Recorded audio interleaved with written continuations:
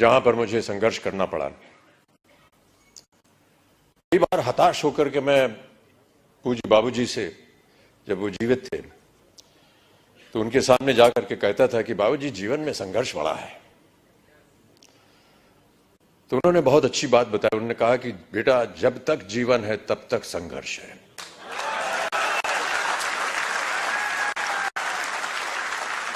और आप भी मान लीजिए कि आपके जीवन में प्रतिदिन, प्रतिक्षण ये संघर्ष रहेगा। और आप लोगों को वादा करना पड़ेगा कि ये संघर्ष में आप लगे हैं, आगे भी आगे आप संघर्ष करते जाएंगे, ताकि जो भी कार्य आप उठाएं उसमें वो संघर्ष जो है वो नजर आए। जिस दिन लोग आपके संघर्ष को सम्मानित करेंगे, उस दिन आपका पदार्थ जो है वो ऊंचाइयों पर पहुंचा।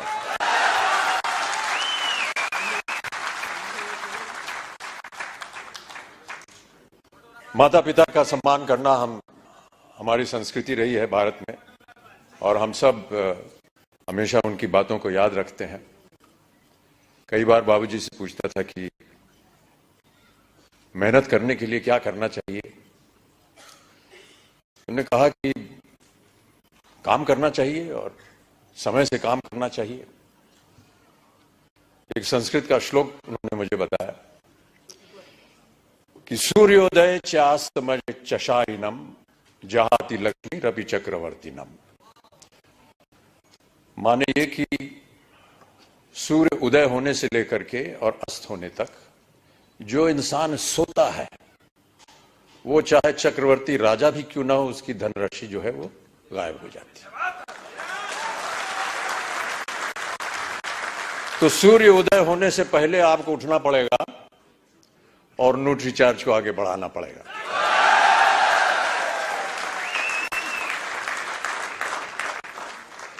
हनुमान जी की एक कथा है। हनुमान जी ने कहा था कि ईश्वर से कि हमको शिक्षा प्राप्त करनी है, ज्ञान प्राप्त करना है, क्या किया जाए, किसके पास जाए।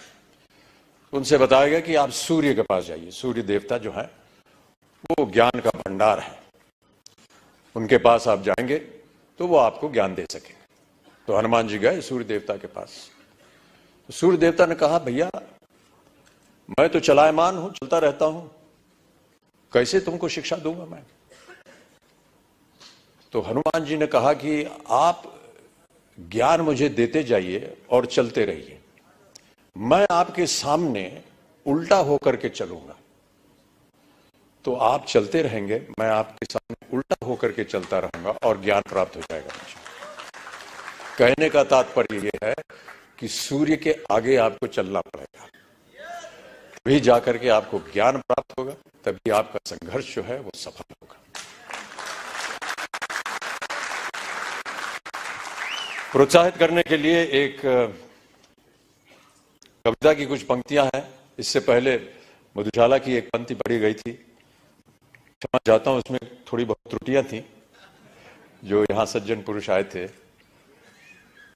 उसको मैं दोबारा एक बार सुनाना चाहूंगा आपको कि मदिरालय जाने को घर से, मदिरालय जाने को घर से चलता है पीने वाला, किस पथ से जाऊं असमंजस में है वो भोला भाला, अलग अलग पथ बदलाते सब, पर मैं ये बतलाता हूं कि राह पकड़ तू एक चला जल, पा जाएगा मधुशाला।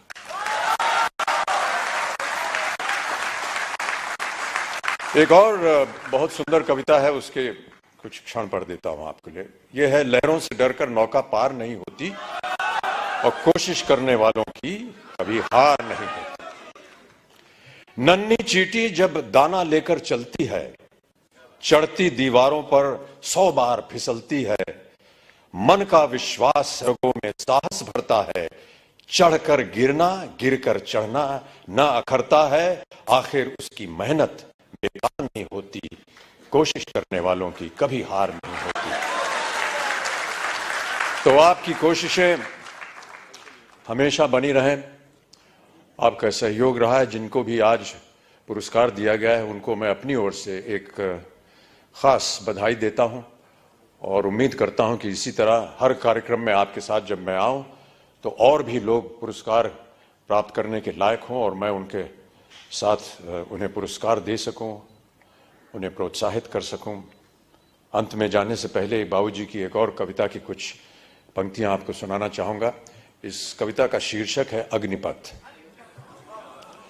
अग्निपथ बाबूजी ने लिखी थी उस जमाने में जब भारत अपनी स्वतंत्रता के लिए